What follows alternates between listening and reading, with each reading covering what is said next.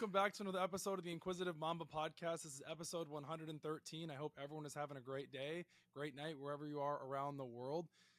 For today's guest for the Inquisitive Mamba podcast, we have Wyatt Metzger. Wyatt Metzger is the host of Good Time Content. They put out Bachelor content, they put out sports content, as well as pop culture content. So Wyatt, it's a pleasure to have you on the Inquisitive Mamba podcast. Thank you so much for having me. I'm looking forward to it. Like I was telling you beforehand, Yeah. it's nice to be on this side of the podcasting game Yes, where I can sit back and just answer. No, it's awesome to have you on. And I see you're wearing what is that shirt? Oh, this is I'm a big Olivia Rodrigo fan. This is my O-Rod Stan shirt. If you can't tell, I need to do laundry. So I don't wear this one as often as I probably should. Yeah. I love Olivia Rodrigo. But yeah, shout out to O-Rod. Olivia, I didn't even know that was her nickname, O-Rod. I think I started it. Okay. I don't think anyone else calls her that. It might just be me. Does she have like a crazy fan base like Taylor Swift where it's like if you mess something up, they'll go crazy? I think they're still a little more inclusive where they want to grow. I think the Swifties, which I think I'm part of that group. I love Taylor Swift, but I don't know if the Swifties will include me. But I think Olivia Rodrigo's fan base is still growing to the point where they're a little more accepting and inclusive. Where not to say Swifties aren't inclusive, but they gatekeep a little bit more than O-Rod fans will at this point. Yeah, you can just go down an entire rabbit hole with Taylor Swift fans. I mean, if you mess up like one little thing, I mean, they will literally have you on like a freaking pitchfork, like with fire out in the world. Yeah, your camera is actually there. It'll stay on for a while. If you want, I can replace it now, and we might have to do it a few times, or just want to wait for it to die. I'm cool with whatever. I mean, if you can edit around it and keep that flashing out, then I'm totally fine. I'll lean down a little bit, and we'll just go until it dies, if that's cool. We're chilling. Yeah, absolutely. Right. No, but so anyways, I want to get into a little bit about you. So just give like a short little introduction to yourself. Doesn't have to be too long. We'll just kind of, give a little short introduction and kind of let the viewers know who you are.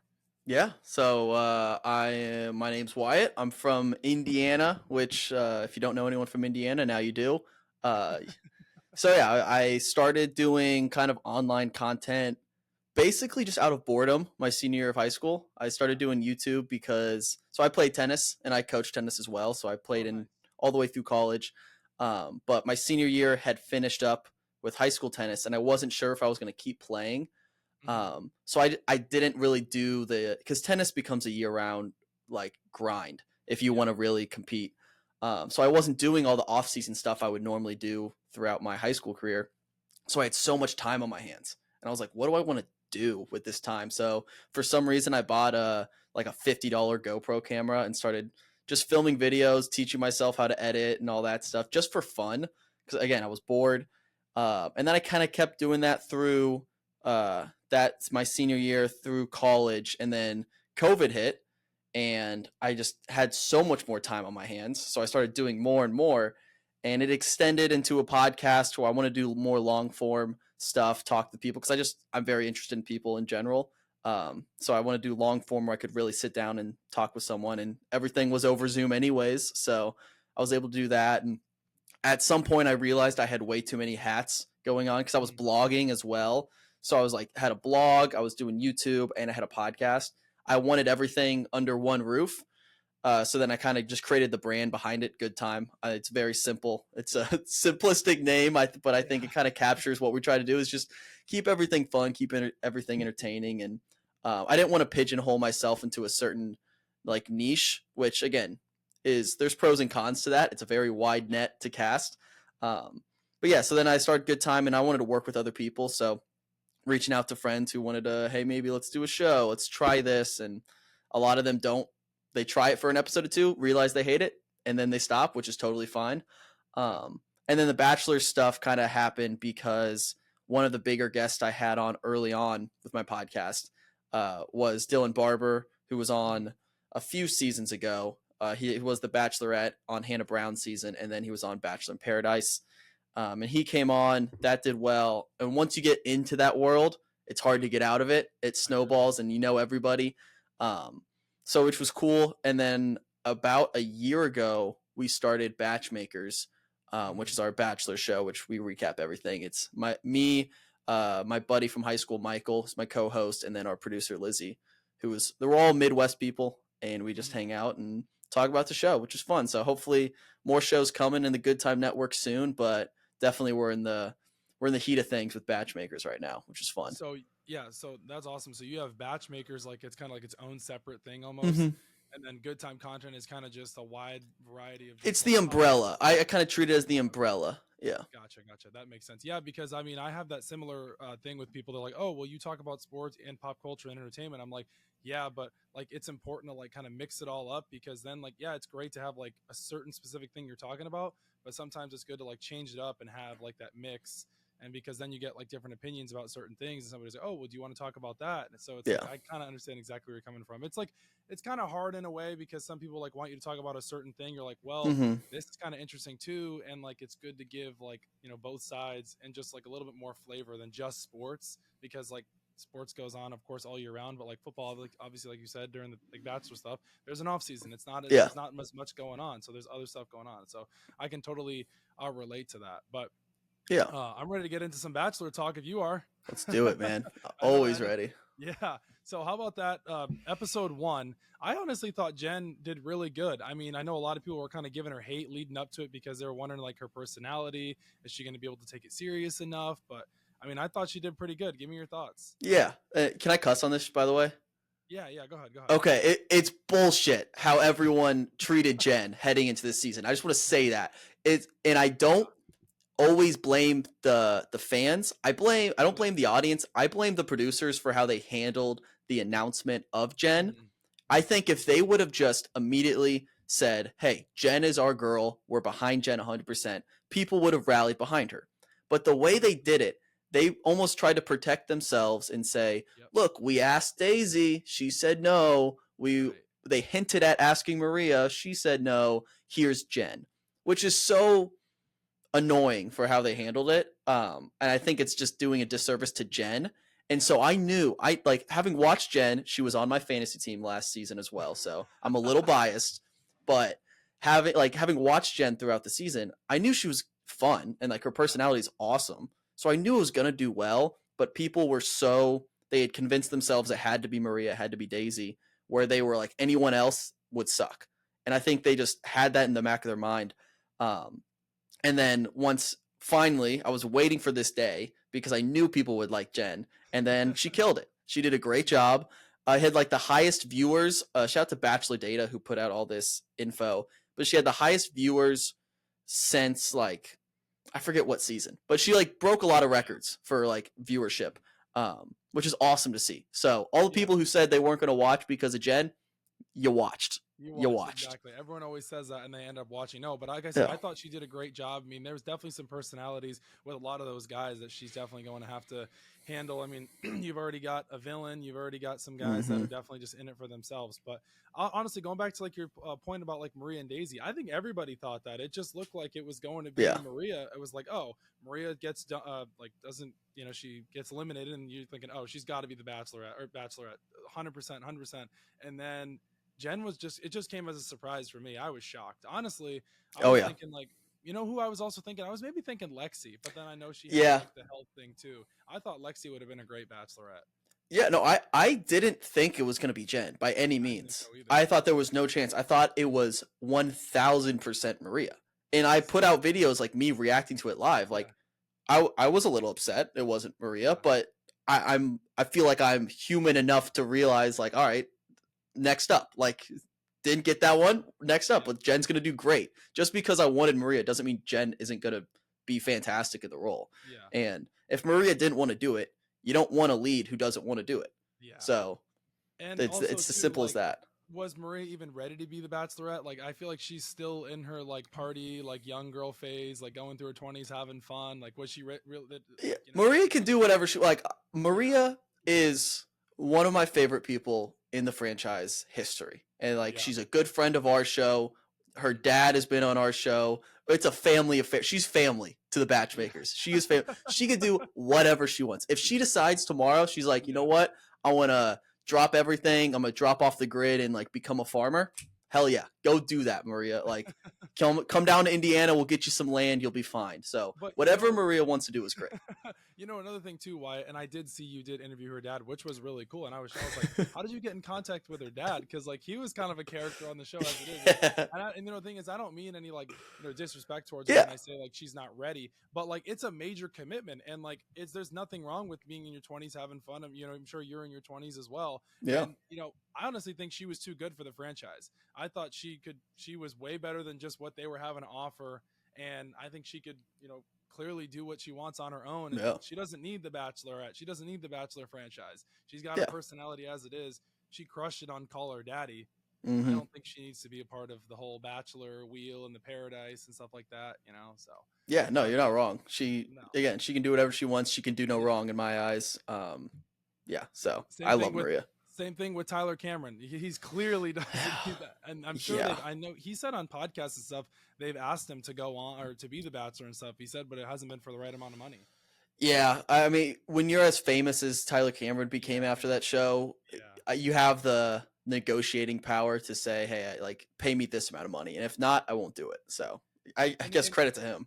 And he said that too. And that's one thing that I always kind of go back to. I'm like, how much money would it take for Tyler Cameron to become the Bachelor? How much do you think?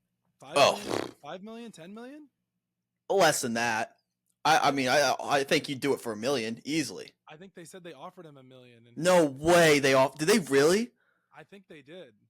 That'd be crazy. Because think about it, it's like 6 weeks of your life, right? For $1 million to travel and maybe fall in love for $1 million. I would be shocked if he said no to $1 million. Really? Because I don't think they pay the lead like. I don't know at all. So like again, as someone who talks about the show a ton, I don't know that much. Well, it's not like it's not like super public information. Too. Yeah, like that's the thing about it. I don't know. I think he's worth more than $1 million. Just as probably just his Instagram following alone and all the other projects that he's done. I'd say 3 million. He's probably worth that. I don't know if they would ever pay him anything close to that. And at this point, to be honest, I don't care to see him as the lead. I've moved past it. I think that window has passed where it's like, all right, everyone sees Tyler Cameron enough. Right. Yeah. Exactly. He's not like where he's in the phase of like he's just blowing, like he's already blown up. Like what else more do you need to see from him? No, I totally get that. But let's go back to Jen's night one. Let's talk a little bit about Brett. Let's do it. I could talk about Brett all day. I know. I saw your so before the show even aired for episode 1, I saw you guys made a post about him. It's like a Packers fan or something, and he commented, he's like, "I'm not a Packers fan" or something. Which is good. Funny. But Brett, the split. I honestly thought he was gonna make it past night 1. I really did. I was like, his energy, his charisma, his personality. We've never seen a big guy on the Bachelor. Brett, so I thought it was cool to see. I was shocked that he got sent home. I was thinking like they were kind of try to ride him like closer to like at least like top 10, top 15, but he didn't make it. It was disappointing for sure. He was America's boy, and America lost, and it was just sad because he's a fun character. Some of the best moments from night 1 came from him. Absolutely. Like he was on screen for like 2 minutes, and we saw amazing parts of Brett, and it was sad to see. I don't really put that on Jen, because if I know how night 1 goes, she basically picks a small group and then everyone else is kind of production selected. I don't know how true that is, but I think there's some truth to that. Which I don't know why if that was a producer choice, I don't know why you cast someone like Brett and then don't have him at least survive another week. So that was shocking to me. Brett, I apologize for accusing you of being a Packers fan. That is like the most, in my eyes, that's the worst insult you can give someone, is calling them a Packers fan. I'm a huge Vikings fan, so man, that's even worse. Whoa, what are you, Bears? No, I'm Patriots fan. Oh, come on, you're the worst of the worst. No offense, but like that's the worst. It's okay. It's all good. It's all good. No, I know. I saw that and I was like, that one was funny. But other than Brett, though, let's talk about Jeremy and Brian. Wyatt, when I was watching that on screen, my brain was going in so many different directions. I was like, okay, either the producers are definitely doing this on purpose, or like this is actually happening and Brian is just a complete asshole, because it seemed like he was. Like Jeremy handled it in a great way. Like, yeah, maybe like it was, like you said, it's clipped and edited, but just as a mature way, like if that is really your car and another guy is walking up and he's taking your keys and he's getting in your car, a little weird. Very, Especially very on weird. TV. I think Brian had the idea of how that interaction was going to go. Yep. I think he had that line about, he kept saying like, "You don't have enough horsepower for her, bro." I was like, tough line. Yeah, because he said it 3 times. Yeah. So it was definitely, he thought that line sounded cooler in his head, which I've done that too. I've had a line in my head that just doesn't come out the way I thought it. So no hate there. Yeah. He definitely came in with the idea of how the interaction was going to go. And then when it didn't go according to plan, he just kept going in at Jeremy, which objectively was really funny because he like forgot Jen was there. He was like, "Get out of my car, bro." Yeah. He just like kept doing the car bit thing because the producers definitely gave him the key and was like, "Hey, here's the key. Go have fun. See what happens." I just think it did not go according to plan for Brian, and Jeremy was just caught off guard. He was being bullied there for a second for some reason. It could have gone so much smoother if he just said, "Hey, can I steal Jen for a second?" And then he would have been, "Hey, give me 2 more minutes." They give 2 more minutes. It's fine. But Brian wanted it to go a certain way, and I don't think it came across how he wanted it to. The show did a great job of continuing on with those two, because at the end I was like, is she going to give Brian a rose? I'm like, she's definitely going to give Brian a rose. The show has to continue this little back and forth now, and we'll probably see some more of it next episode, and just to see like how that'll go, because like there's definitely more to it. But I was just shocked. I was like, but because in the beginning of the episode, or like there wasn't a whole lot of drama. I mean, obviously you had a team with the balloons, but that really wasn't any crazy drama. And I was like, it's the Bachelorette. It's the Bachelor franchise. They have to have some sort of drama in night one. You got to keep people on their heels, and that was what we got, the Jeremy and Brian drama. And I was just like, there's definitely more to this one though. But let's talk about Sam. I think he's a budget Tyler Cameron, and I definitely think he's got some tricks up his sleeve. He definitely is like, I don't know, I can't figure him out yet. I feel like he gives me like kind of slimy vibes. He really does. I don't trust him. I don't either. For some reason I think he's definitely going to go far. I mean, he's going to make it. He could make it to the very end. Yes. But I just don't see a world where it works out right now between Sam and Jen. I don't see a world where 3 months from now, whenever the show ends, we just see Sam and Jen happy together. I don't think it's that simple. I don't think it can be, because he was recently engaged, or heading into the show. He had just gotten out of an engagement. Maybe I'm just like talking based off what I saw night one, and I could be proven wrong, but right now I'm hesitant to buy the Sam stock. I get the same vibe as you. I think there's something, maybe he's not ready. Maybe something's going to come up. I don't know, but I'm not buying all the Sam stock right now. I am with you 100% on that one. Just like the way he kind of talks and the way he kind of operates and maneuvers, it was just really giving me like that slimy, like can't trust him vibes. The Top Gun thing, like he wasn't very talkative. And then the rose thing that he was, or the kiss thing when he was like, oh, like has anybody kissed her or whatever? And then like he got the kiss, like that whole thing right there just kind of gave me like, I cannot trust him. That kiss was crazy too. That was a wild kiss for night one. I was like, on TV like this? And he was like leaning in, grabbing her leg, and I was like, wow. I was like, all right, Jen. I know you saved up for one kiss, but you didn't have to like put all the kiss energy into one. Like you could have just kept it simple. All right, so you're a big Bachelorette guy. For this season of Jen, give me your final 4 prediction. Oh, okay. I'm trying not to be biased because I have my Wise Men, which is my fantasy team, which shout out to, I forget, one of our followers gave me that name and I was like, that's genius, the Wise Men. So I'm going to go Sam. Yeah. I'm going to go Grant, who is on my team, but I think he's going to go far. He's somewhat older. He's the Army Ranger. No, Marcus is the. Did I say? Oh, yeah, that's Marcus. You're right. Grant's also slippery and slimy. He's the one. Grant's the one I don't like. You're right. Yes, he was trying to think he was an NBA basketball player out in the courtyard. Yeah. Yeah, no, you should, dude. You know more than I do. You see, like you got the names down. Good memory. Good memory. I'm literally looking. I have my big board right here in front of me. I could have just looked there and saw the name, but we got Marcus. Marcus, Sam. Yep.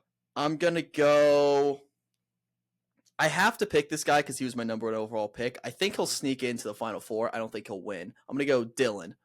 I think Dylan makes it far. Medical student, yes. Yeah. He's younger than me, I like, which is crazy. I like him. He gave me like very like sweet vibes. He seemed very nice. And then let's go with. Oh, who's the? I think Devin might go. The guy from Houston who has a really big personality. He's got the big smile. Not a big fan of him, but I think Jen is. So I think Jen might buy into that. What do you think of Noah's brother, Aaron? The pilot. I think he's already in the friend zone. Really? I think it's over for him. I don't think there's any path for him to. Why do you think he's in the friend zone? You saw a fist bump, dude. He was like, "I'm just looking for a best friend." They fist bumped. You don't fist bump. Yeah, that's true too. But I feel like the Bachelor franchise has to let him go far. It's Noah's brother. Yeah, they also. I mean, they had Matt James's mom on the Golden Bachelor, and she went home. She went home in 10 seconds. So that is true. I think they cast like the nepotism baby for the show, and then they see what happens. I don't think they do a lot to protect that person. Mm-hmm. I think he'll stick around. He's fun, good personality. He's not going to ruffle any feathers. He's not going to cause drama. So he could sneak into like top 5, maybe final 4, but I just don't see any path to victory for him. What do you think we can expect for episode 2? Because they're going to Melbourne, Australia. Yeah. So okay, crazy they're going to Australia. I just put like this clip out on our Batchmakers account. Yeah. That's a 16-hour flight from LA to Sydney. That's literally longer than they've known Jen. That's insane. They're flying longer than they've known Jen. They're going to Australia, which is nuts. Episode 2 already. You would think maybe like episode like 4 or 5, but 2 already. I mean, they're really going all in. Yeah, they got rid of the mansion for this season, so that's a big reason why they were traveling right away. I think you're gonna get a lot of nothing this next episode. I think it's gonna be more group dates. It's gonna be let's get to know this cast a little bit more, which is fun. Like you need that episode.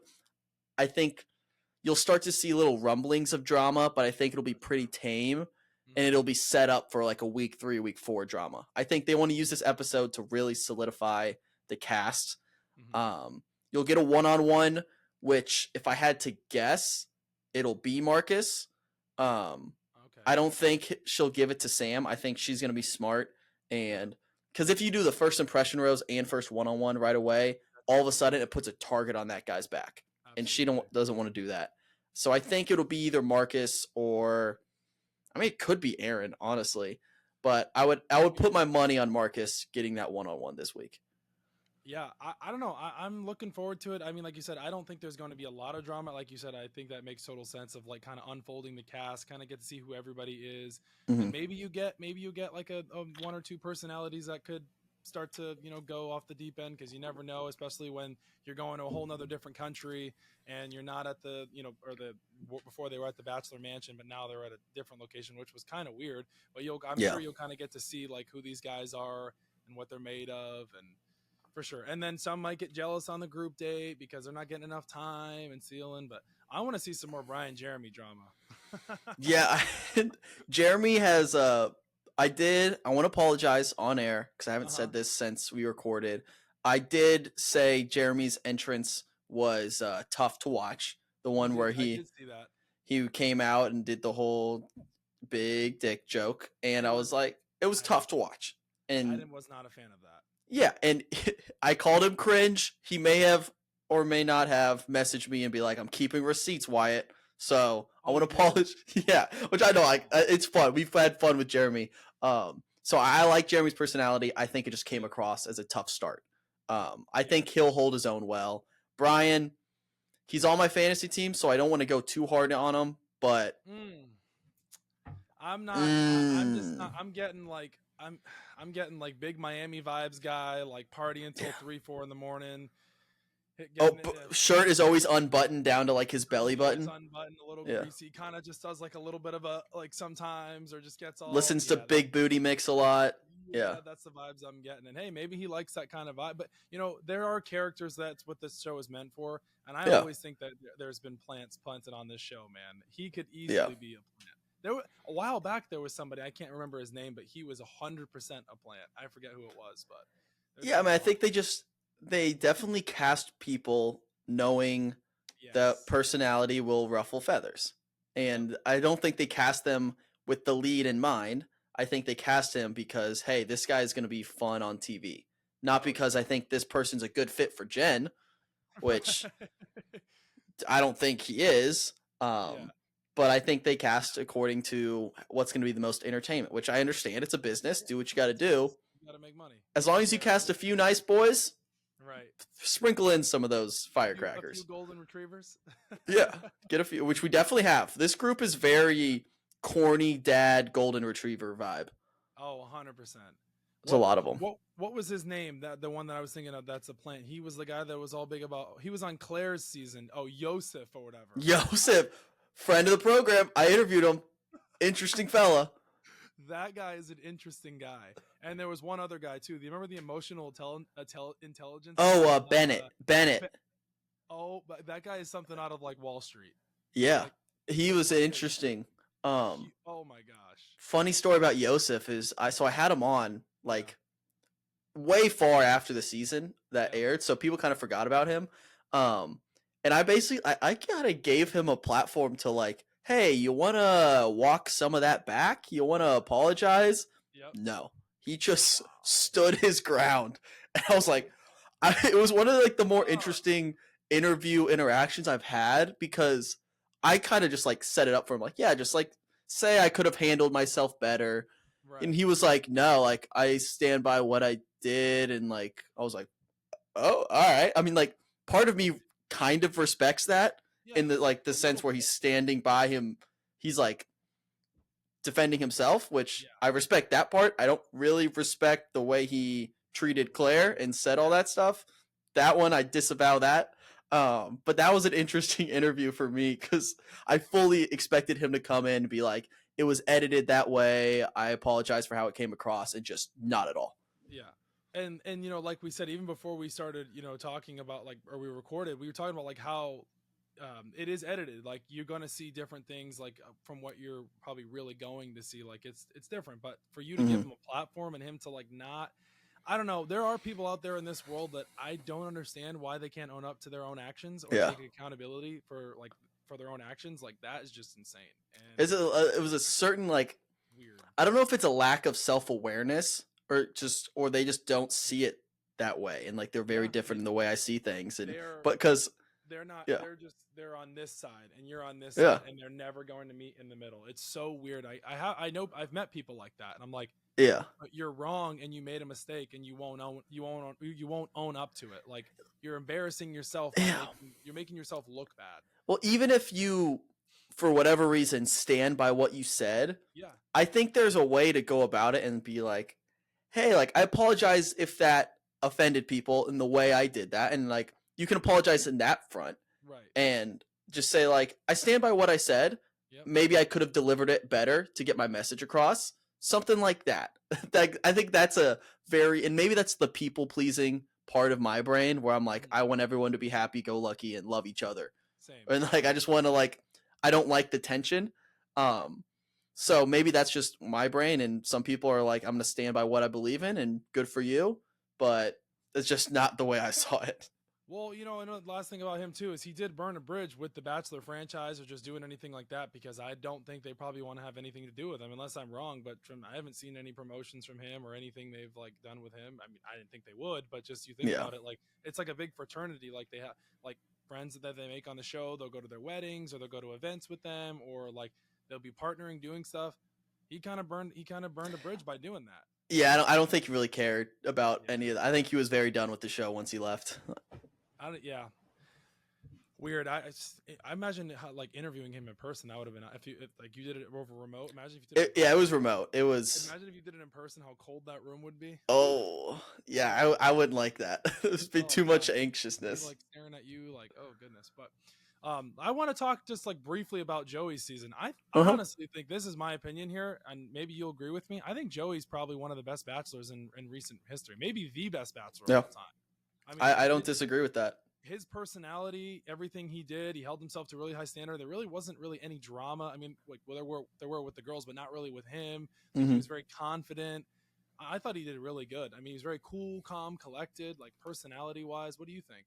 Yeah, I think he did a fantastic job. I think his season was successful Yeah. to the extent of what it was because of the cast. Mm-hmm. I think the only criticism with Joey's season would be we didn't get to know a lot about Joey. Like if you ask someone like what did you learn about Joey this season? He was a tennis pro. Yeah, which we already knew from Right. Charity's season. So like Yeah. I didn't really learn much about him, Mhm. which is fine. I think it's the cast that sells a season.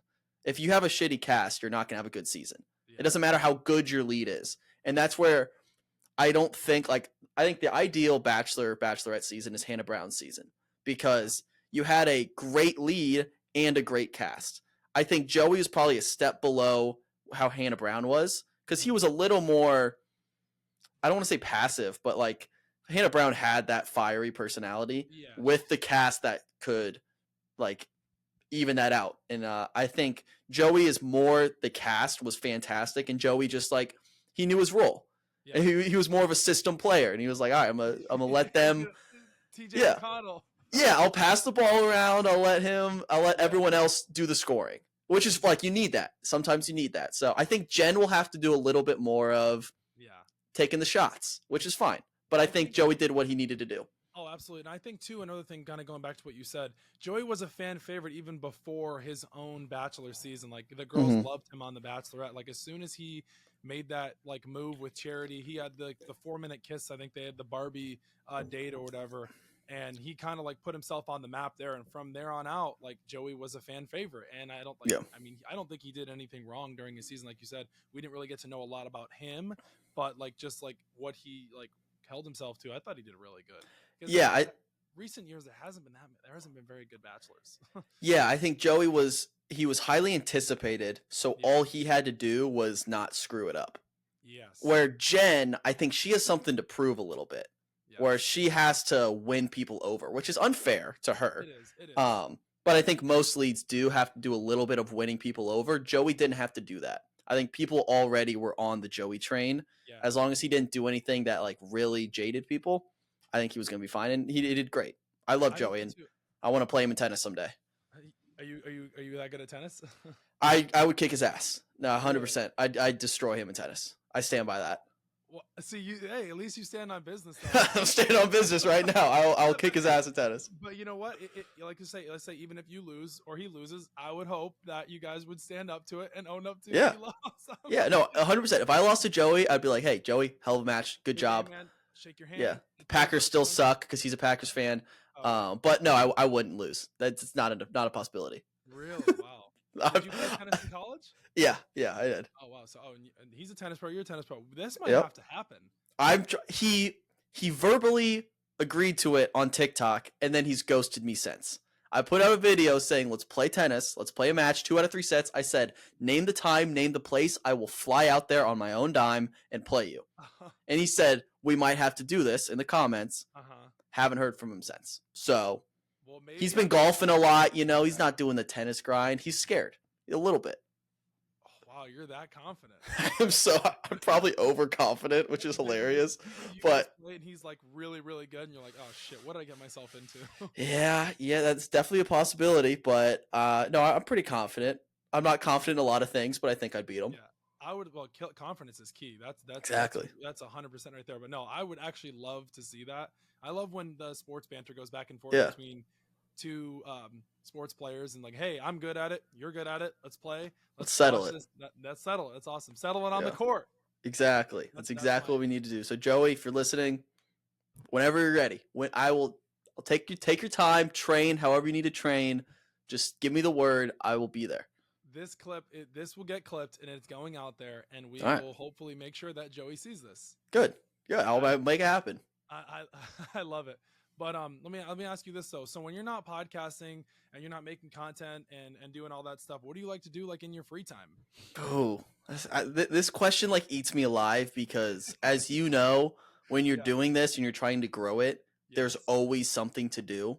There's 100%. always work to be done, and I love it. But I also have been trying better in like the last year to Yeah. have a little bit of balance. Mm-hmm. Even though, like, obviously, I want to work my butt off to like Same. make money doing this and make a living doing this, Yeah. but like mentally got to have a little bit of balance. One thing I do, and I love doing this, and I'm usually fairly consistent doing, is every Wednesday I go to the movies by Oh. myself. By myself, sometimes a friend will join me. Mm-hmm. I love movies, and I've started to do a little bit of content about it, which is I have a weird relationship with it because I like having that one thing to myself that isn't content, isn't work.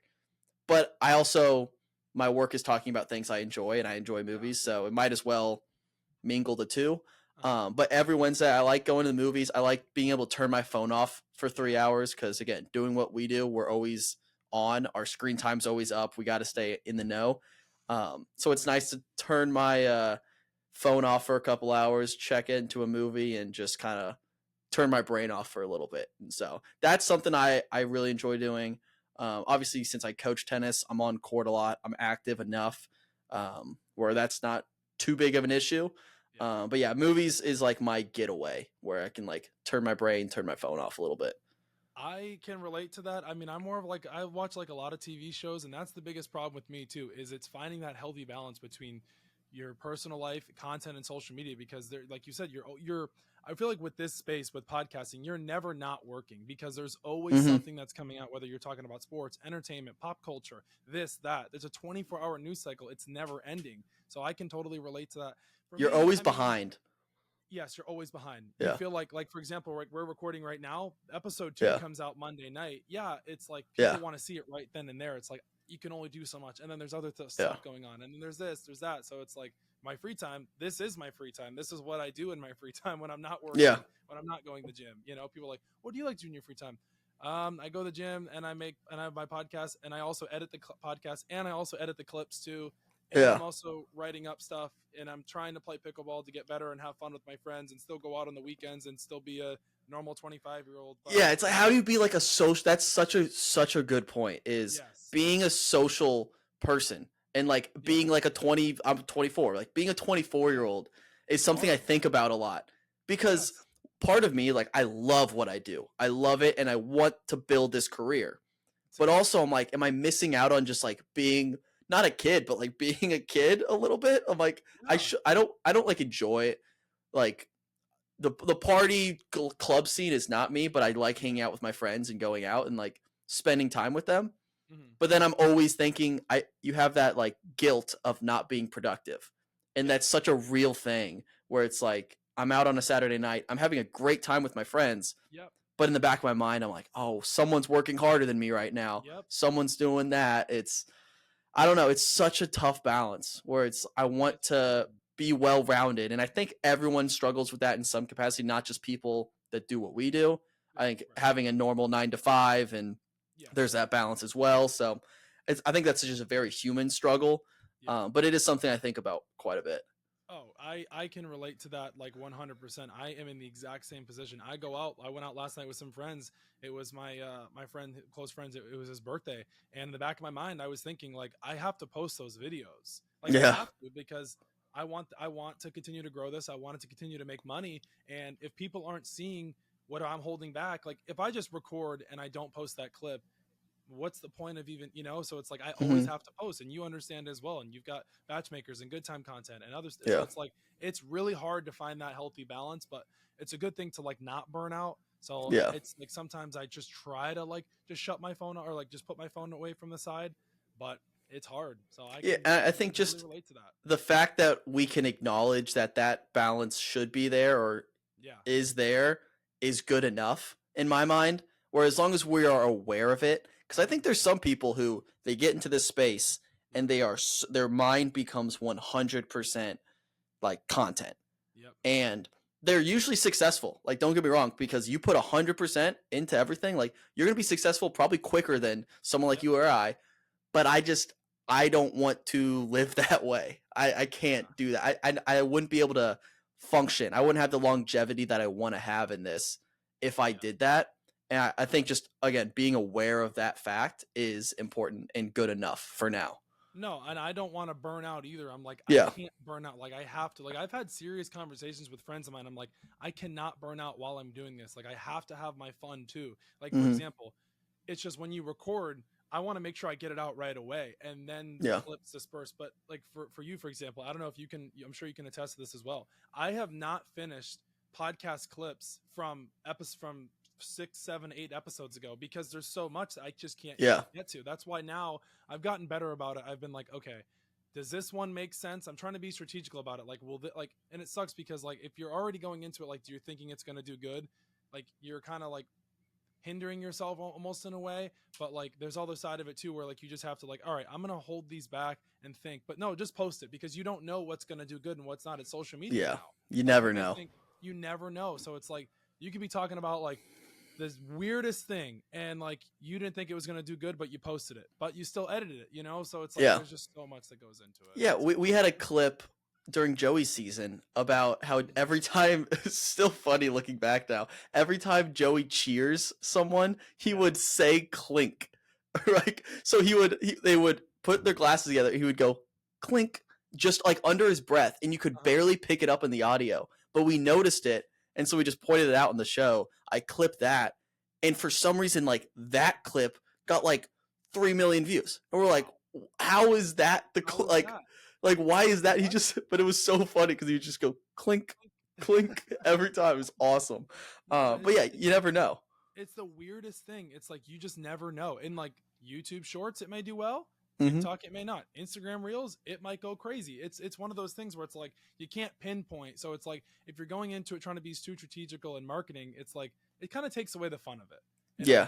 If you're being too serious about it, like you said, if you're 100% all in, great. But if you're too serious about it, it's like, and then another point I'll make too. I have some friends that are like, well, why are you so focused on going viral? I'm like, well, is that not the point? Like for people to see like what you're trying to put out there? Like they're like, oh, well, you're talking about this, but that really doesn't really pertain to this. I'm like, yeah, but the point is for people to see what we're doing so we can make money off of it, you know?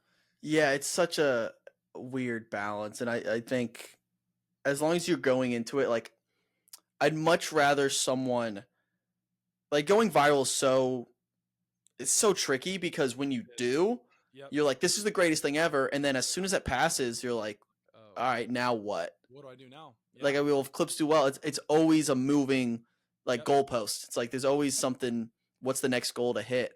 And I think it's just like building that foundation or that community where it's strong enough. And I'd much rather have like 1,000 very loyal people who are interested in what I do rather than 2 million views on a clip that people think are funny.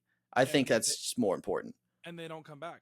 Yeah, exactly. You'll have so many people watch that and don't come back. They don't come back. Like if you get them to follow you, great. But if they don't come back, what's the point? But there are going to be clips like that you're going to get, and you can't control it because like it's just you posted it, you know, and they don't come back. They don't come back. You know. Yeah, I've kind of developed just the mantra of don't think, just post. Where like don't worry about how this is going to do, and just make good content. Make what you think is entertaining. If this is entertaining to you, it'll be entertaining to someone else. Don't think, just post. Because I start thinking of if I'll post something it doesn't do well on one platform, I'm like, oh, it's a crappy clip or crappy content. I'm not going to put that out somewhere else. It's like, no, for some reason it just won't resonate on a certain platform. It may resonate on a different platform. So don't think, just post, which is not a strategical plan at all, but it works for me. I don't go into the strategical aspect of it. I really don't. I just post, and like if it does well, it like obviously you want it to do well, but like, if it didn't, like don't beat yourself up over it because like it is what it is. There's a different platform for it. But now you got X, of course. X videos don't do that well for some reason because they're not really for short form content. It's more like Instagram, TikTok, and YouTube Shorts now. And then you have TikTok, you have Twitter or X, you have Facebook, Instagram, and YouTube Shorts. There's so many of them, so it's so hard to keep up with all of them. It's insane. Yeah, I mean, I rarely use X, Twitter. I've never called it X, to be honest, but I rarely use it. We just started an account for Batchmakers just I like live tweeting during episodes. So we I'll have give you a follow. one of our Patreon members, his friend of the show, is just running our Twitter account, and she just posts whatever I said, hey, free run, like whatever you want to post it. I don't care. Yep. Like, let's see if we can maybe grow a following and then go from there. But shout out to Courtney. She does a great job live tweeting during episodes. So The your content, like short form clips, do you guys you edit those too yourself? yeah, I do all the editing. Our producer Lizzie handles the audio part of stuff. So everything on Spotify, Apple Podcasts, that's all her. But videos me. The clips take a while. Yeah, and I've started to.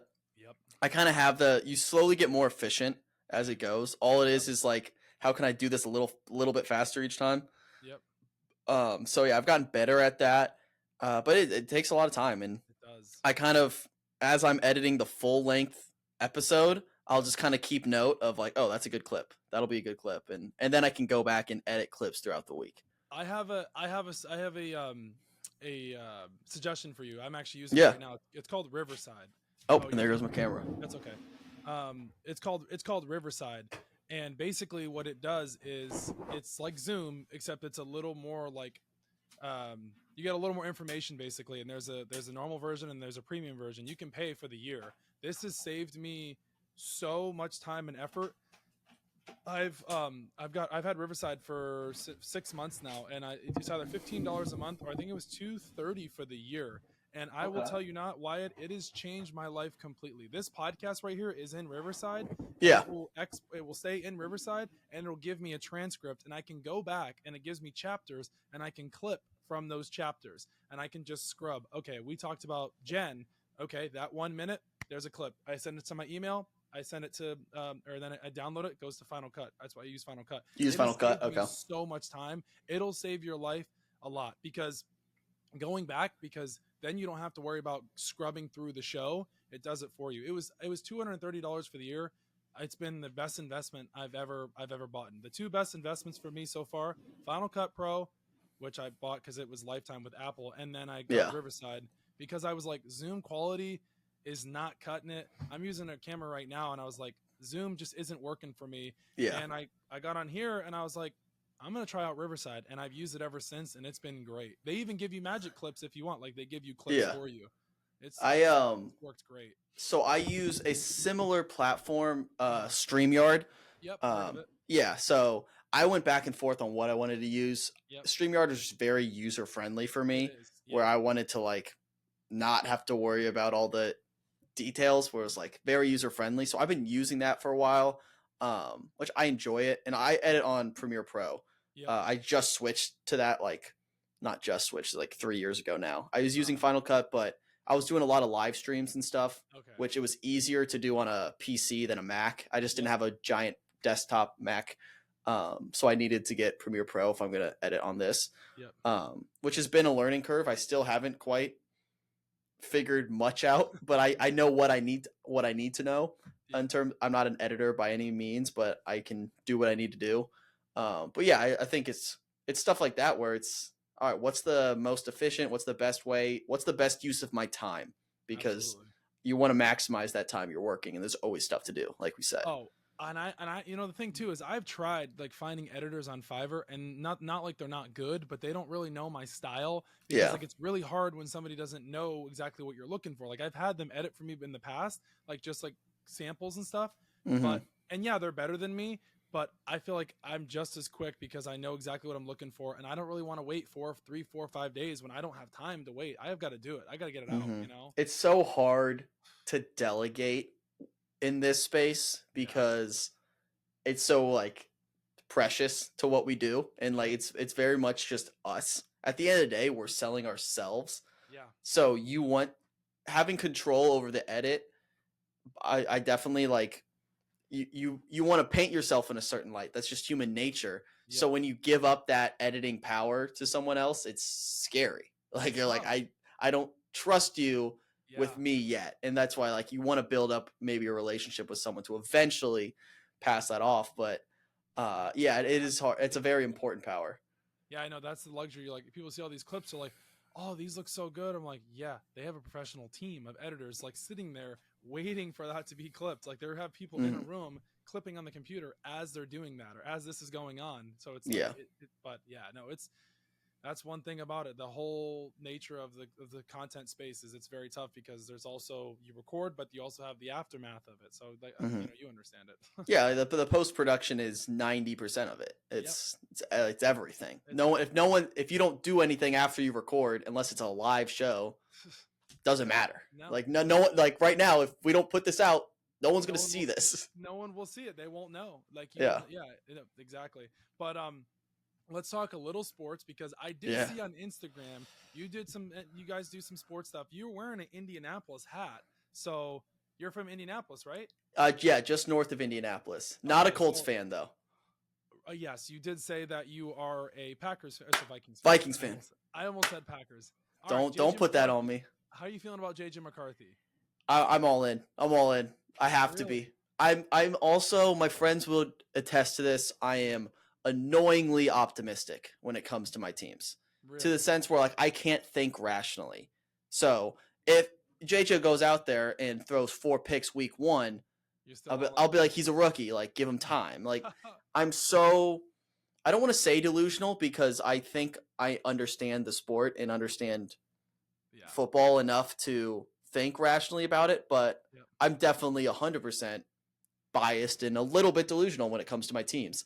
I think the best thing that could happen for JJ McCarthy is Sam Darnold is good this year. Mm-hmm. The better Sam Darnold is, the better it is for JJ McCarthy. In an ideal world, JJ McCarthy does not play a single snap this year because that means Sam Darnold is good enough. This season. Does JJ McCarthy start? I hope not. And that's not against JJ. It's for Sam Darnold, who I still believe in. He's only 26. He was in a shitty franchise in the Jets, and then he backed up Purdy in the Niners offense, which is very similar to our offense. Yep. Easy transition. I think he fits our offense great. Who knows? We'll see. But I'm rooting for Sam Darnold to do well. If he can get us to close to 500 towards the end of the year, let's let JJ sit, learn the offense, be super comfortable, and then again, I'm hoping, ideal scenario, it's similar to the 2018 Chiefs where Alex Smith was very good. They went to the playoffs, but Mahomes sat the whole year, played the last week of the season because they had clinched their playoff spot, and then he started the next year. Mm-hmm. That's my ideal situation. But you never know. If JJ, I'm in the position where I trust our coach, I trust our GM, where if they think he's ready week 1, he's ready week 1. Whatever they say, I'm in. What's your Vikings season prediction record? I'll be pretty modest. I'll say we're 10-7. 10-7. I was make the playoffs. I was gonna say 8-9. Okay, that's fair. Most people, we have no expectations. Yeah, I know. People have us like bottom of the league. We don't have any expectations either. We're probably gonna go maybe 5-12, maybe if we're. Secret time. I wanted Drake May so unbelievably bad. Everybody did. Now that he's a Patriot, I think he's gonna be awful. I hate him. Oh yeah, right. Did you actually? There was some X clips or whatever, and a lot of the coaches at the combine were so impressed by Drake May's like work and like his putting stuff. Yeah, I watched. They did the New York Giants like Hard Knocks. I watched that. JJ looked good too. JJ looked smart kid. The thing about JJ too, I mean, a lot of people do understand this, is he did go to Michigan. He did win a national championship. He was coached by Jim Harbaugh, who is a great pro-style offense too. Pro-style, yes. A great quarterbacks coach. He definitely molded. He definitely got the experience there. And it's not like Michigan is some like no-name college. Of course, they're on the map. So it's like, I mean, we'll see. I mean, JJ, I mean, there's pressure on him for sure.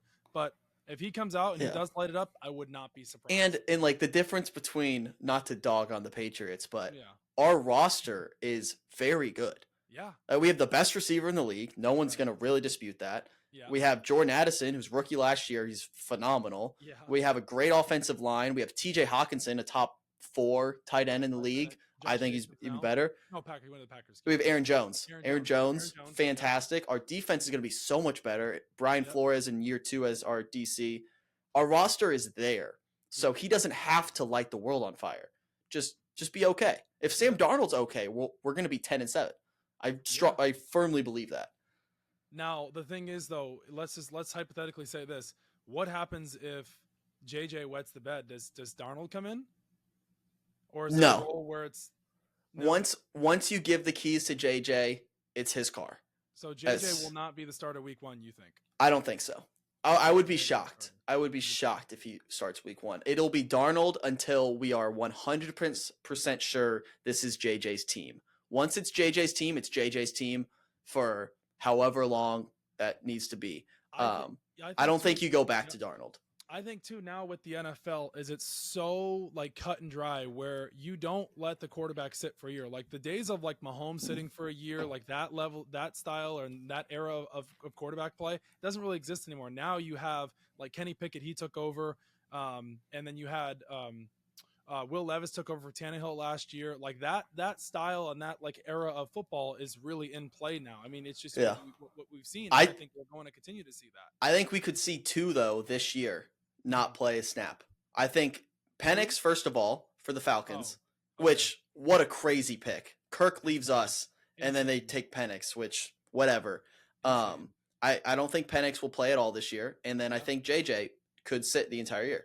I think you could potentially see that happen twice. Is Kirk Cousins going to be fully healthy by week 1 though? Because I did talk about this back about 2 months ago. Is he going to be ready fully by week 1? Like what? Does Michael Penix start week 1? I think Michael Penix could start week 1. That would be crazy. Now what? Because what if Penix goes out there and passes for 350? What if Penix comes out and just lights it up? How are you going to go back to Kirk Cousins? I don't care how much money you gave him. Yeah, and like they're not even going back to Kirk Cousins. They've never had Kirk Cousins. Right, exactly. So which I love Kirk, by the way. Like I swear by him. All the money you've given Kirk Cousins, and you go and draft Michael Penix. How is that going to work? Oh, that's objectively the funniest scenario for week 1. If Penix has to start because Kirk's not healthy, and then he lights the world on fire. We've seen Kirk Cousins. They've showed like clips of him and highlights of him throwing the ball in practice. We all know practicing games are totally different. So when you sit there and you go at the drawing board, well, is Michael Penix going to start week 1? Because if he does, and we start compiling wins, what happens then? The Patriots never went back to Drew Bledsoe. Yeah, I think Kirk will be healthy. That's a little different scenario. I totally get that. But when you sit here and you're all about winning in the NFL, you go and draft him at number 8. And you do that, there's going to be some eyebrows raised. There is no chance they start Penix in a game before they start Kirk Cousins. I'm with you, but the NFL is a weird space. The NFL is a weird space. That would be the most ridiculous move of all time. Like you can't do that. That would be insane. That will get people talking. 100%. Yeah. But it's true though. The NFL is a weird space. I mean, the Cowboys are still waiting to pay Dak $60 million if that's going to happen or not. Yeah, no, Do you think Dak is worth $60 million? It's hard to say. It's similar to like Trevor Lawrence with the Jags, where you kind of have to pay him because what's your alternative? Right. Like what? Are you just going to hope you get someone in the draft that's better? Like Trevor Lawrence, like he's Trevor Lawrence. He's not bad, but how are you going to improve on that? And he's a hometown kid in the sense that they drafted him. Yep. I think you have to pay him. And like you're in that situation where like if Kirk, for example, was a Viking his entire career, and then this offseason happened, I think we pay him. Yep. I think we pay him what Atlanta did. I'm glad we didn't because we didn't need to. And I love Kirk, and I'm glad he got paid. I really am. But I think there's difference when you draft a guy and he's there and he's good enough. Your hands are tied. Because you would disappoint and anger a good amount of your fan base if you don't pay him. And then you have to sit through maybe 1 or 2 years of being terrible. Yep. Yeah, and that's the thing too with the NFL. It's like these quarterbacks are not worth the money they're getting, but the market is the way it is, and that's why like in this I've said this on record about 100,000 times now. The Chiefs deal with Mahomes makes them look like absolute geniuses. At that time, everyone was freaking out because the $500 million contract, and now it's at $45 million, and everyone else is getting paid like 50 to 55 to 60. I mean, we just saw 55. We're going to be seeing 60 to 70 here in the next few years. Yeah, but then wait till like 2034 when they owe Mahomes literally $1 bajillion. Yeah, like they backloaded everything which is the coolest thing to do to be so good, where you can just say, let's just win as many Super Bowls as possible and then deal with it later. Anyway, so we were talking about Trevor Lawrence and the contracts in the NFL and Mahomes and like the backloading and all that. Yeah, I mean, just the way the NFL is going with all these quarterbacks being paid, it's just insane. I mean, I don't think Hmm. we're gonna see more contracts too. We're still waiting for Tua to get paid. Jordan Love, I know you're a Vikings fan, but I mean, Yeah. Jordan Love's definitely going to get paid here soon. He's got to. Yeah, and he's old. He's That's what I love about Jordan Love is because he sat behind Rodgers for like 3 years. Yep. He's way older than people think, and he's already He due is. for that second contract after Yep. only one, admittedly great year. I will give him that. He's very good, and he terrifies me. But we'll see. You already have to pay him. Like you almost have to. If you're going to win a Super Bowl, it's very rare not to win it on either a cheap quarterback deal or like a rookie deal still. So like the window is smaller. 100%. And that's the thing too. It's like he's got it. Tua still has to get paid too. Yeah. I don't I have a Not a friend Tua who's a guy. really good a really big Dolphins fan, Yeah. and I worry about him because Yeah. Tua is the most do I pay him a lot of money quarterback ever. Where Yep. he's good, great at times, but can he win you a Super Bowl? And it's like, oh, but you have to pay him because he's your guy. Yep. That's such a tough spot to be in. I think it's one of those things with Tua too. It's like you won one. No, he is not. They have not won a playoff game. They went to Kansas City Yeah. and they completely shit the bed. So it's like, well, this season is the determining factor for Tua. It's like I think they play out this $23 million option that they have with him, and then you kind of roll in and see if he does well. But then again, you're also playing a gamble because if Tua does well, you're going to have to pay him even more. But I also think too he's in that $50 million range. I really do. Yeah, I mean, especially with the market now. Jared Goff's getting 50 which is million dollars. crazy. I love the Lions just not All in their knowing division. how to. They don't know how to win because when they finally do, they just Yep. paid everybody a bajillion dollars. I'm like, Ross St. Brown. I mean, he's and then like really good. both their offensive tackles are making stupid money. Yep. They're just paying everybody, and I'm not a believer, and I know this is so unbelievably biased because I hate them as a Vikings fan, but I'm not worried about the Lions. I should be on paper. I should be worried about the Lions. They don't scare me at all. They really don't. Yeah, and they're paying Jared Goff. He's a top 3 paid quarterback for the next like 4 years. Yeah. I'm like, Jared Goff, really? I know. Nice guy, cool guy, fun guy to be around, I'm sure, but is that the cross you want to die on right there? He's definitely not worth the money. But let's talk a little basketball here. I know you're from Indiana, so you've got to be a Caitlin Clark supporter. Oh yeah. Oh, big CC fan. All right, Love so her. we got to talk a little bit about this. Caitlin Clark, give me your thoughts. I love her. I think she embodies everything about Indiana basketball. Like basketball is Indiana. Indiana is basketball. It's what we do. So the fact that we have that star, it's like a long time coming. We finally have someone we can gravitate towards and point to as like, yes. And like we kind of have that with the Pacers this year, which was awesome, great run. But Caitlin Clark, just being a Midwest girl herself, she embodies a lot of what we see in Indiana, and it's so fun to finally get that national like eyeballs on us, especially for like WNBA. I've watched more WNBA games this year than my entire 24 years of existence combined, which is great. It's awesome for the sport, and the fact that I'm turning on ESPN and I see Angel Reese versus Caitlin Clark, like people get annoyed about that, but if you take a step back, that's so good for the game, for the WNBA. And people can say, like, this is not non-story. No one cares. Oh, they care. People care. People care. And the fact that people care is good. People caring about the sport and arguing and getting mad about it is great for the sport.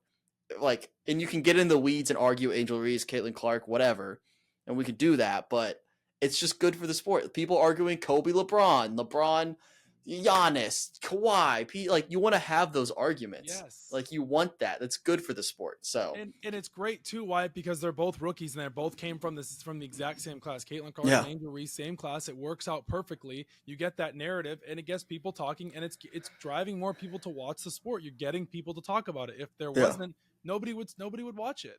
Yeah, and I think they've done a poor job of making the stories bigger than they are. Yeah. This is basketball. Yeah. It's basketball. It's a Yep. sport. You put a ball in a hoop. It's not this huge, like, politically intense No. argument. It's just not. who do you think's better at basketball? Who could put a hoop Literally it. with a ball in a hoop better? And like, I think that's the issue they run into, is it's becoming way a bigger conversation than it needs to be. Yep. In the sense of, it's a sport. Let's argue about it like a sport. And I think we do the same thing in other sports as well. But I think because it's so new to the WNBA, it feels a little more like, I don't know. It's just, there's a magnifying glass on the league right now, and the way they're treating it isn't the best. Yep. But at least people are talking about it, and that's good. Unfortunately, what you said is exactly true, and I really hate to say this, but people are trying to make this about race. It's not. Yeah. It's just two basketball players. Caitlin Clark and Angel Reese are just two basketball players. Stop making it about race. Stop bringing that into this conversation. Stop making it political. And I'm talking to everybody that's listening, because you guys in the TikTok comments and all social media comments are making this about race. Let them play basketball. Let them run their course. It's okay to critique them for their play, but bringing race into this has nothing to do with it. She is white. Angel Reese is black. They're two basketball players. Let them run their course and play basketball. It's okay if there's going to be hard fouls, bumps and stuff like that. If Angel Reese doesn't like Caitlin Clark, and if Caitlin Clark doesn't like Angel Reese, I hope they hate each other. I hope they hate each other on the court. That'd be awesome. Yeah, that's what's driving more people in. But the whole race baiting thing is a bunch of horseshit, and I'm so tired of hearing it, because people think that you only like Caitlin Clark because she's white. That's not true. She's a good basketball player. If she was black, I'd still like her. It's like, I'm just so tired of hearing it. It's the truth. Yeah, and the Caitlin Clark it's insane argument that I hate is they always do, like, she doesn't feed into the drama. Yeah. She's so classy. I'm like, who cares? If Caitlin Clark goes out tomorrow and like chucks a ball at Angel Reese's face, that's sports. It's kind of awesome. Like, it's a little bit fun. Like, right. And I love Angel Reese is a dog. She's awesome. She's so fun to watch. I'm a Caitlin girl, obviously from Indiana, but like, the fact that Angel Reese very clearly doesn't like Caitlin Clark rocks. Like, that's fun for sports, and like, you don't have to like everybody, especially if it's someone you're competing with for Rookie of the Year. I'm not surprised that you don't like her, and like, that's what makes it go round. Yeah, there should be rivalries in sports, and that's the fun part about it. But people are just like making it so damn serious. Like, it's basketball. Right. There's a reason why the Yankees don't like the Red Sox. There's a reason why the Red Sox don't like the Yankees. There's a reason why the Packers don't like the Vikings. I can't stand Packers fans. There's a reason why Giants fans can't stand Patriots fans. There's a reason why, because that's what makes sports go. The rivalries go. If everybody was so friendly on the court and in their respective sport, there wouldn't be any sports. You have to have that sort of rivalry, because it goes back to the beginning of time. That's just the nature and the makeup of sports. UNC fans don't like Duke fans when they play 2 times a year, Chapel Hill and Durham. Yeah. I think about it this way. I went to a wedding recently this spring, and one of my best friends married a Packers fan, and I had to go to Wisconsin for this. I did wear a Viking jersey to the reception. That's a fact. I did do that. But you wore a football jersey to a wedding reception? I was in the wedding party, and so what we did was, you know how you do like the fun entrances and you like walk in. So I agreed. The girl I had to walk in with, big Packers fan. So I was like, let's do something fun here. I wore a Vikings jersey to walk in. She wore a Packers jersey to walk in. So we did a bit about it. But afterwards, we're at like a bar in Wisconsin, and I'm talking to this group of guys, all Packers fans. And I just told them to their face, like, genuinely, I hate all of you. Like, because you're Packers fans. But here's what I'm saying is, like, I can't stand you. I don't understand why you would make that life choice. And I judge you for that. Yeah. That being said, we had a great night, drinks all night, hung out, they're awesome people. Like, they're awesome people. Had a great time with them.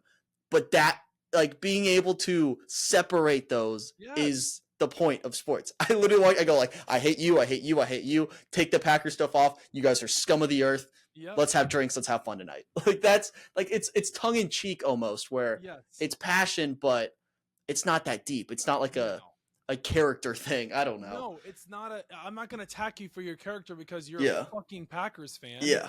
No, I'm not going to attack you for that. You're no, who you like. we may not agree. We agree to disagree. That's what, from the beginning of time, that's why we have world leaders. That's why we have this. That's why we have that, because people don't agree. And that's what makes it go around. That's why you have one side and the other side.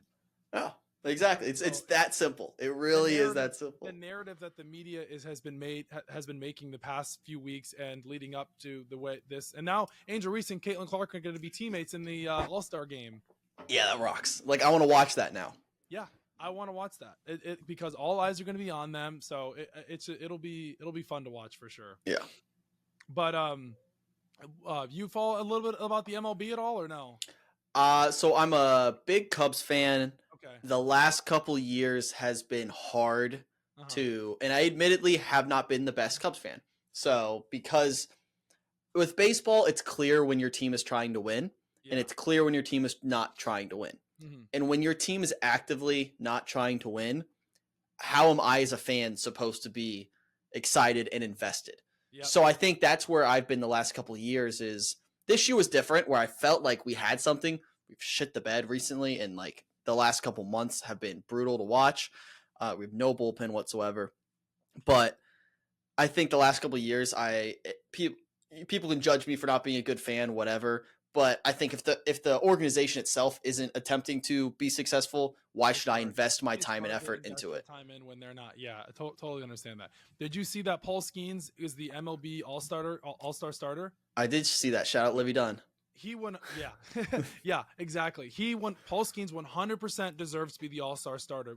What he's done in this short amount of time. I think he's only played 7 games, and his ERA is off the charts. He's been nasty. I mean, he's hitting 99 he's hitting like at his pitch count at like 99. He's hitting still like 100. I mean, he's been saying. Have you seen his like pregame routines?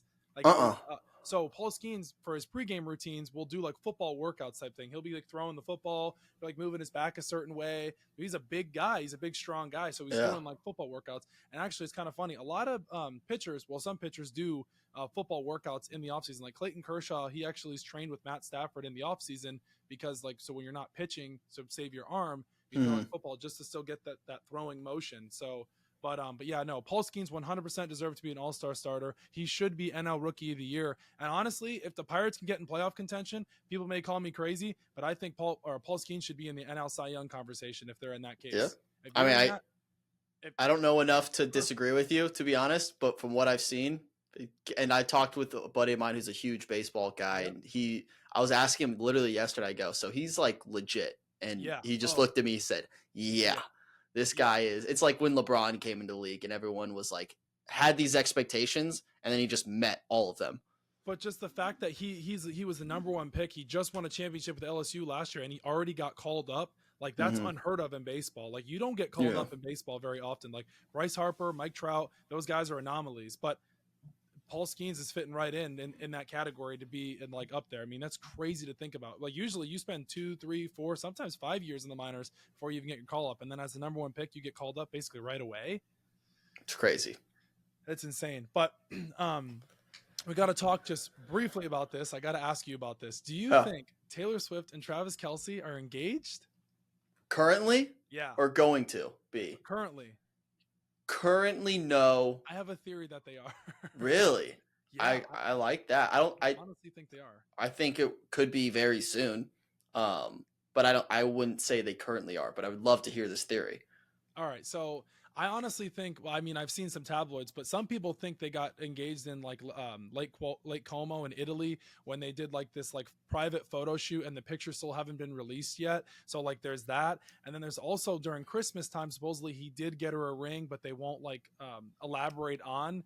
So, but also too, I also think like, why are you bringing your boyfriend on stage in front of a world tour doing all this extravagant stuff? You would bring your girlfriend on stage or your boyfriend on stage in front of the entire world. You're Taylor Swift. You've never gone public on a red carpet with a boyfriend. You've only ever done this with Travis Kelce. He's just a boyfriend to you. If I talked to some of my friends too, I'm like, if that's the case, let's just say you're not engaged. That's definitely your significant other, and you have plans to get engaged, and there's no way you're going to be breaking up anytime soon. I mean, she's never like, I mean, she's had songs that she sang about other boyfriends and stuff, but like the whole tour is, I feel like this Eras tour has mainly been about Travis Kelce. You change Karma is the guy in the Chiefs. That's just your boyfriend.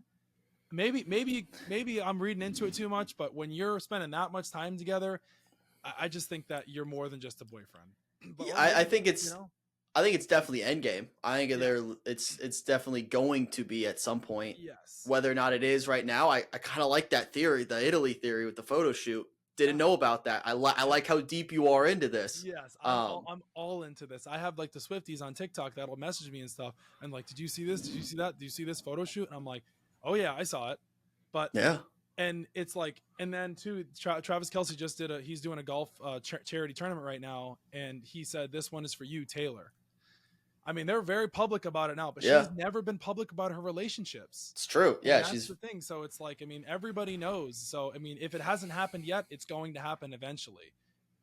I don't disagree. I love them together. It's very Yeah, fun. it's It's awesome. fun because it's so easy to trigger people. As Yeah, someone who's very invested in the yeah, NFL world, and then also loves Taylor Swift, yeah. I can play both sides so easily. It's so fun. Yes. Like I'll tell like guys who are like hate Taylor Swift. Oh, I'm like, dude, how's like Taylor's boyfriend doing? Like in the Chiefs, and they're like, dude, they like spasm. It's so they get funny. so mad. I did meet I was out with some friends last night, and there was this girl, and I talked to her, and she said, "Oh, I'm a Chiefs fan." I'm like, "Were you a Chiefs fan, Taylor Swift fan?" She got so mad, Yeah. and I was like, "You're missing out." I was like, "So are you part of like the Swifty Chiefs kingdom?" And she was so mad. It was something I don't Yeah. know her name, but it was funny that like people get upset about They it. get It's so weird. pressed. It's It's so so weird. pressed. So you're actually a Taylor Swift fan? Yeah, and like I consider myself a born again Swifty Yeah. in the sense where it was like the folklore Evermore got me back in. Uh huh. Um I don't know if I was ever in, to be honest, but Yeah. I don't think I was out. Um but I'm also still, I feel like on the outside looking in when it comes to like genuine Swiftiness, Yeah. where like they are rock solid, they know their shit. Yes. I feel like I'm still like in the grad program, still Yep. learning about it, Same. still perfecting my craft. Same And here. maybe one day I'll get there, maybe not, which is fine. So I don't want to step on any Swifties like shine. Like they've put in the work. So I Wow. consider myself a born again Swifty. Yep. If people want to exclude me from that group, so be it. I'm not going to push back, but I do love Taylor Swift. I am with you with that 100%. I'm like, well, like they're like, well, you only like the pop songs, like the mainstream. I'm like, yeah, but they're still a Taylor Swift song, and I'm not saying Yeah. I only like those, but like you can't sit here and say like "Style" and "Shake It Off" are not bangers, like all time like classics. And like, well, those are Taylor Swift songs, but they're just not like her real songs. I'm like, well, then what are they? Because there are Taylor Swift songs and they get people going. Like "You Belong with Me." I saw your list. You guys did Yeah. 10 songs. You guys put "All Too Well" as number one. I saw. Oh yeah, I love the 10-minute version of that song. It's Jared Goff likes that incredible. song too.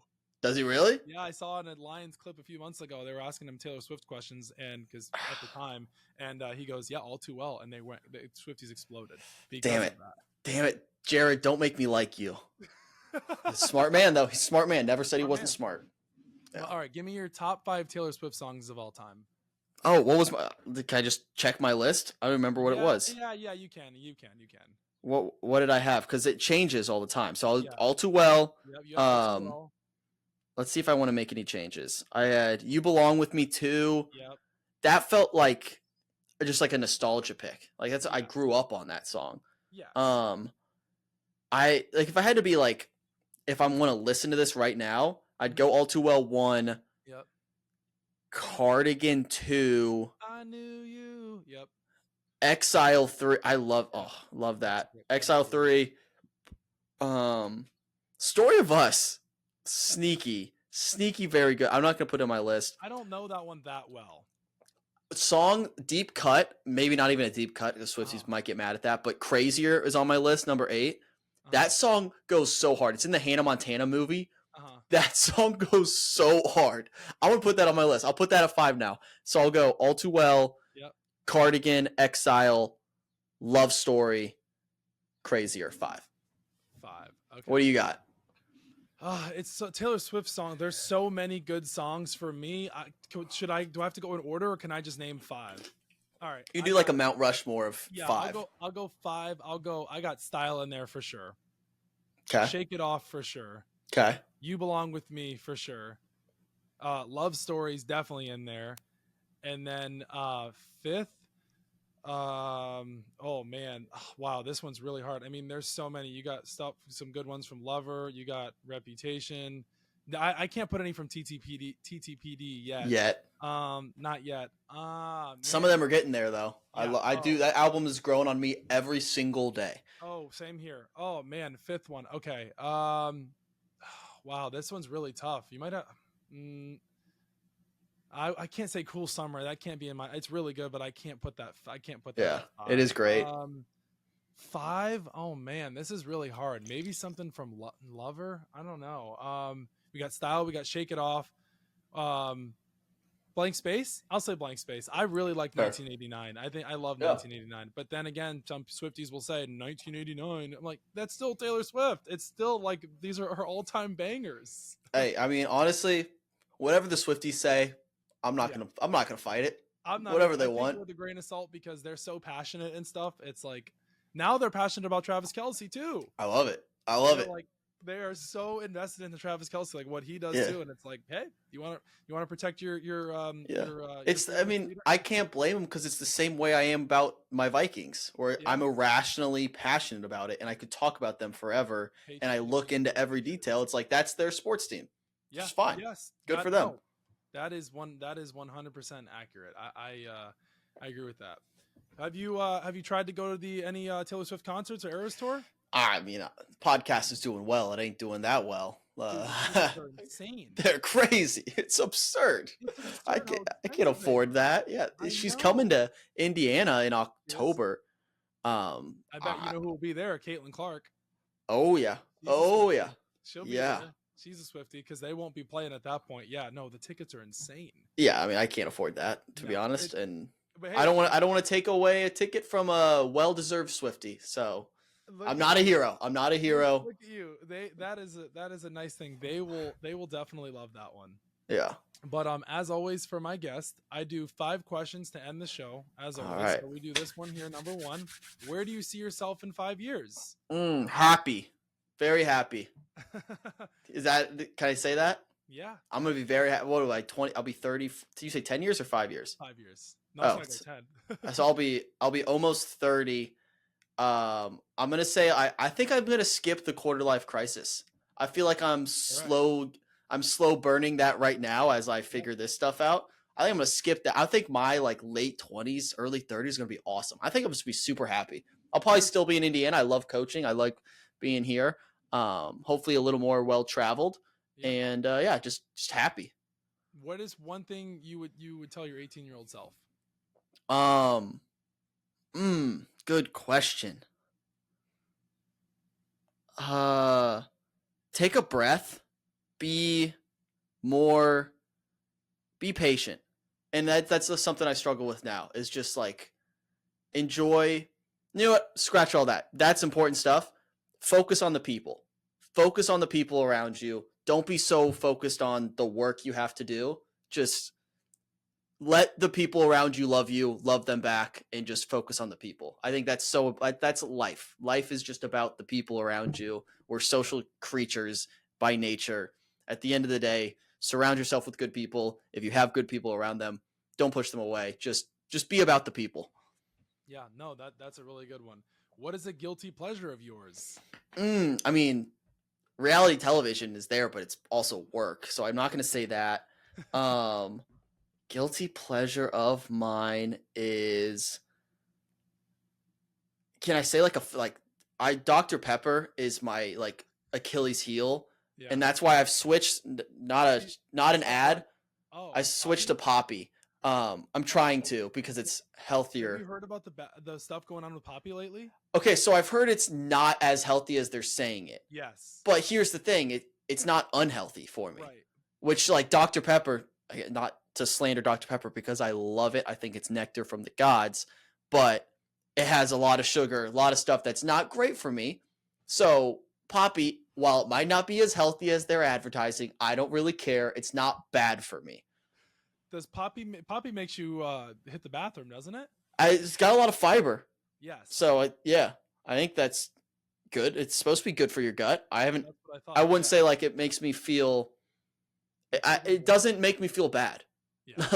I don't know. It's just maybe it's a placebo effect, but I think I feel better about myself when I drink Poppy instead of like a 32-ounce Dr. Pepper from the gas Do you station. drink one Poppy a day? Yeah. Okay, all right. But the problem is they're so expensive. So yes, they are. Oh my gosh, they are. They're crazy. I'll go through kicks where like I'll buy a big case, have Yep. one a day, and then won't have one for like 3 weeks. Who is your celebrity crush? Where do we begin? I have a ton of celebrity crushes. I need one. It better not be Olivia Rodrigo. So I won't say Olivia Rodrigo. My number one celebrity crush, like of all time, is a little obscure. It's Elizabeth Olsen. She's the Scarlet Witch. She's Wanda Maximoff in the MCU. Yep. She's an Olsen twin. Or no, she's not one of the twins. She's like the older one. She's part of that family. I love Elizabeth Olsen. I could go on about her, but I love her so much. Dua Lipa's mine. Yeah, that's the layup. Who doesn't love Dua Lipa? Right? No. That's my celebrity crush. You know? I can't fault you for that. No one's gonna disagree. It's an easy one.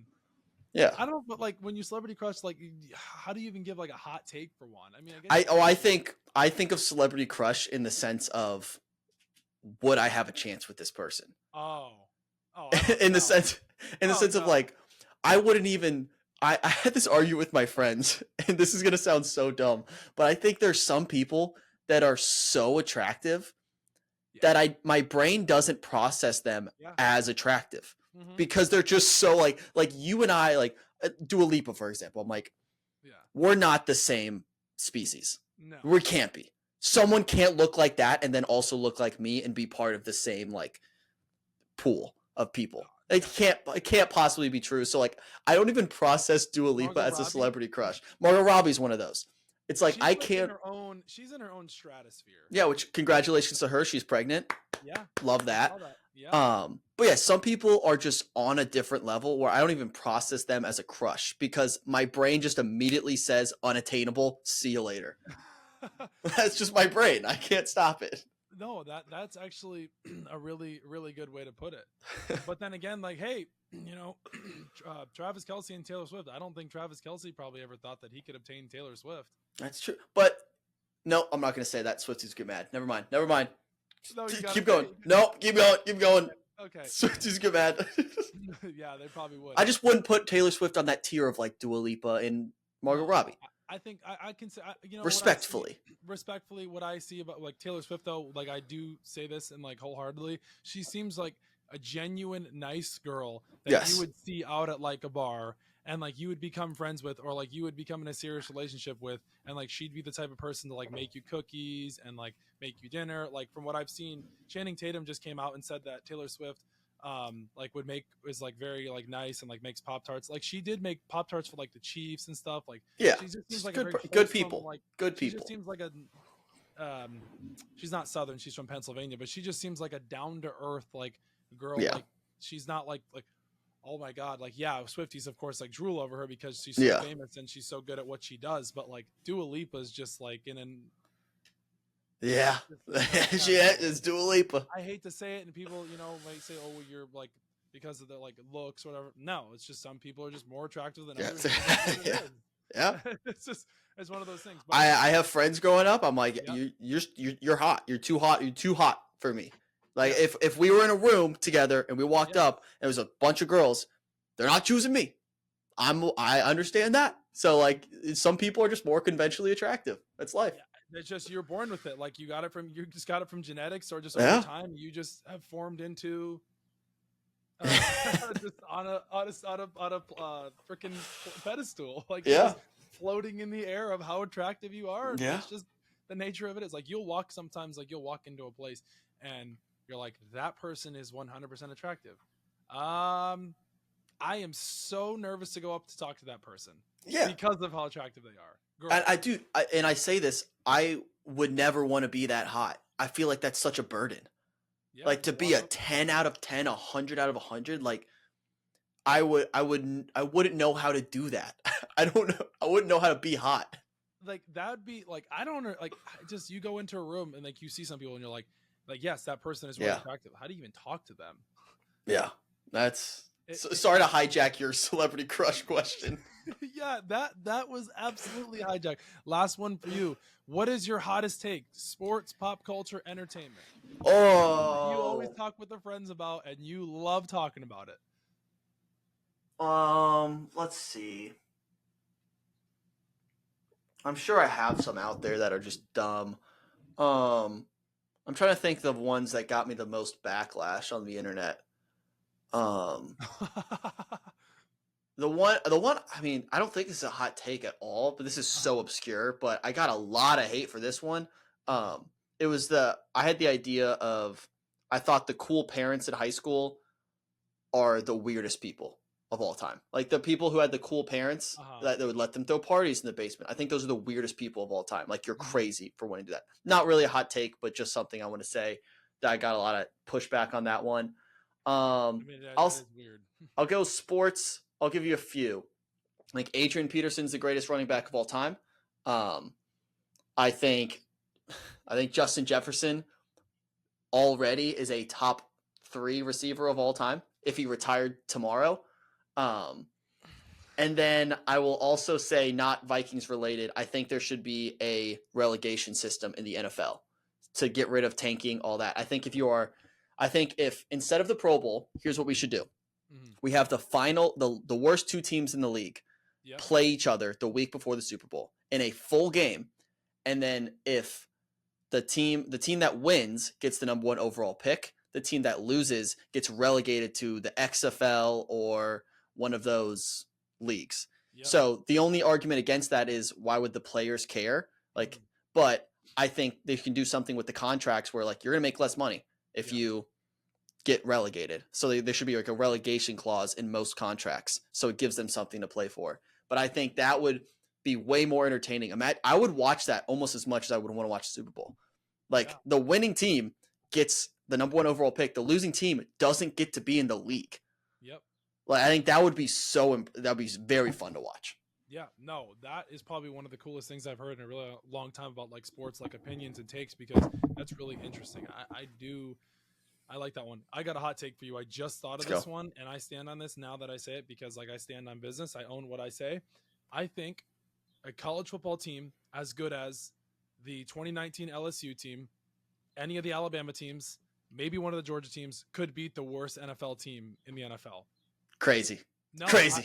Crazy. So after I sit here and think about it, that 2019 LSU team with Joe Burrow, Justin Jefferson, Jamar Chase, Clyde Edwards-Helaire, Patrick Queen, other. I just think in the trenches. I think the trenches will get you, and the lines will just be dominated. Yeah, of course. But these SEC players, and maybe I'm a little biased because I'm a Gator fan. But when you sit there and think about that LSU team, how good they were.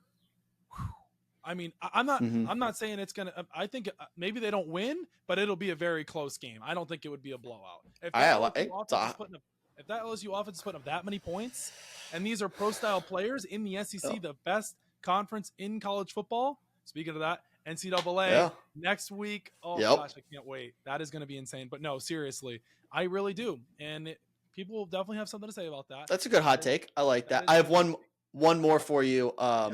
Entertainment related. I think New Girl is the greatest sitcom of all time. Really? Not even close, to be honest. The greatest of all time? I think it's better than Seinfeld, Friends, better than Seinfeld, How I Met Your Mother. Really? Yeah.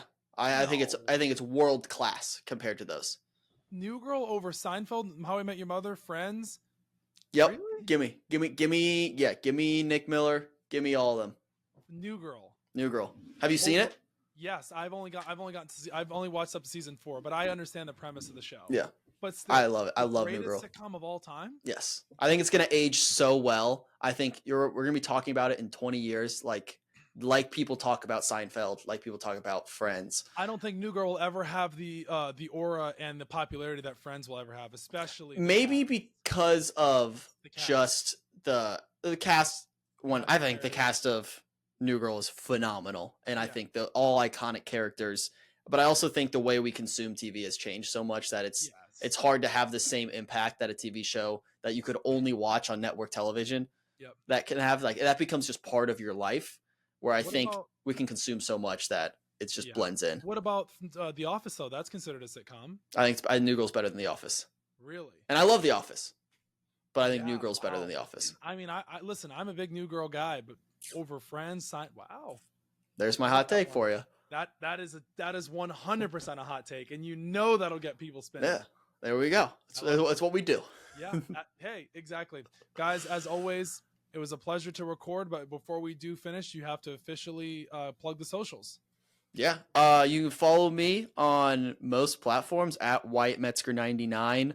But more importantly, follow Good Time at Good Time Content on Instagram, and check out Batchmakers because we're in the thick of things. If you're a Bachelor fan watching the Bachelorette this season, Batchmakers will be on TikTok, YouTube, podcast platforms. Check us out. But thanks for having me. This was awesome. Yeah, this was awesome. I love this. Two fellow content creators and podcast spaces collabing. I always love those because kind of get that similar vibe and that feeling of like you're talking, I'm talking, like you get it all too. So it worked out perfectly. And guys, as always, the Inquisitive Mamba podcast is on Spotify, YouTube, Apple Podcast. It was a pleasure to record as always, and we will see you guys next week.